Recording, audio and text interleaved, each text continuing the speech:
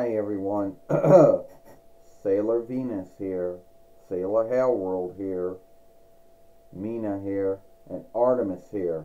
You know, his ears, tend to stick back.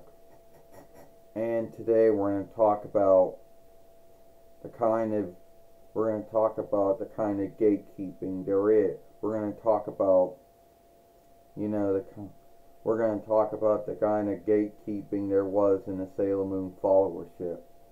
Now, at first you might say gatekeeping in the Sailor Moon followership. No way. Well, the truth was there was some gatekeeping in the Sailor Moon followership, but not as much in other followerships. First off, there was some gatekeeping in the Sailor Moon followership. Like, first, if you like the Deacon Pioneer one, which a lot of folks in the Sailor Moon followership, either they like it or they don't like it, that's their own business. But if you like that one, then you'll be known. Some folks will say, well, you're not a true Sailor Moon follower then.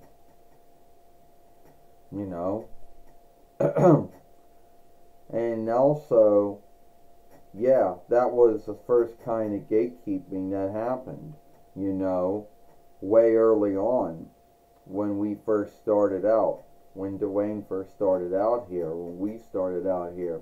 That was the first kind of gatekeeping. Oh, you like the Deep Glee Sailor Moon. You like the Pioneer Glee Sailor Moon. And then they'd bring up all the things they didn't like about it. Or they would say that you're not a true Sailor Moon follower since all of these things were done to it. Or say, oh, you're besmirching the show. Which the truth is we were not, but that's what they would believe. Another thing that seemed to also do the gatekeeping bullshit was when Ernest P. Worrell came along as Sailor Earth. And a lot of, even though a lot of folks in the Sailor Moon followership were welcoming of Ernest P. Worrell as Sailor Earth, if you know Ernest or not, there were a lot of folks who were welcomed, and there were some folks that did not think it was good. Someone at one time said that it was a slight on Nako Takaguchi to have Ernest P. Worrell as Sailor Earth, which at the end of the day I don't think it was, but that's what someone believed. So yeah, there was some gatekeeping in the Sailor Moon followership at that time. Oh, and it can I go on? And you want to put some things in it? Yeah, you're right. You're right, Sailor Venus, or Sailor Hellworld. You're right about that. The other way of gatekeeping in Sailor Moon followership, happened on Twitter or Gale. First off, there will be someone out there that wrote down one time, stop saying those names. Say the right names. Well, call them by the right names. First off, when you're dealing, in the Deep world and Pioneer world, those were the right names. Yeah, the Hellenish, the Frenchish, the Latinish, the Spanish, the Hebrewish, the Farsius, the Blacklandish names. Yeah, those were the right names in the Deep and the Pioneer world. Yes. If we were offshooting from the Viz world, then it would be the Dawnish borrowed names. But no, we're offshooting from the Deep and Pioneer world, so those borrowed names are the right names for it. So yeah, there was some gatekeeping in the Sailor Moon followership going on, at that time. And I know a lot of folks out there would think that some folks would be open-minded, to all kinds of takes on Sailor Moon, but some are and some are not.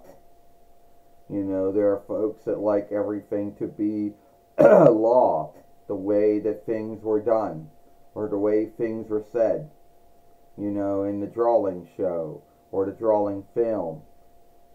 But then when you stop to think of it, you got the plays, and the song plays, and the live show, and the film games, and they got their own law. So, yeah, a lot of folks seem to think that you have to follow everything the way it was said and done on there. You know? Yeah.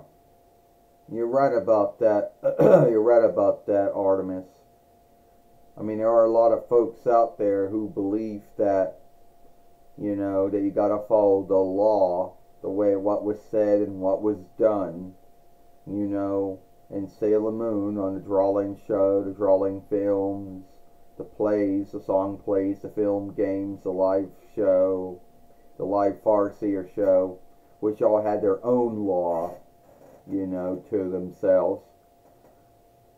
And some folks out there thinking that you besmirch the show. Not true. You know, there are some folks out there who, you know, who do get on the high horse and think that they're greater than you and want to make a double standard out of it. They will say or do something, their take on the show, but then scathe you for your take as if you're wrong. Hello, Moto.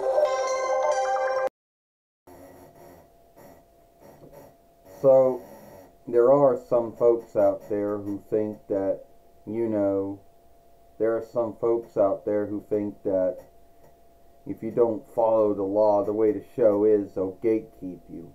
Some folks who think that they can tell you what you can and cannot say about the show or do with the show, as if they have ownership and double right over the show themselves. But even if they did, they still wouldn't have the right to tell you what you could and could not, you know, do. So yes, there was some there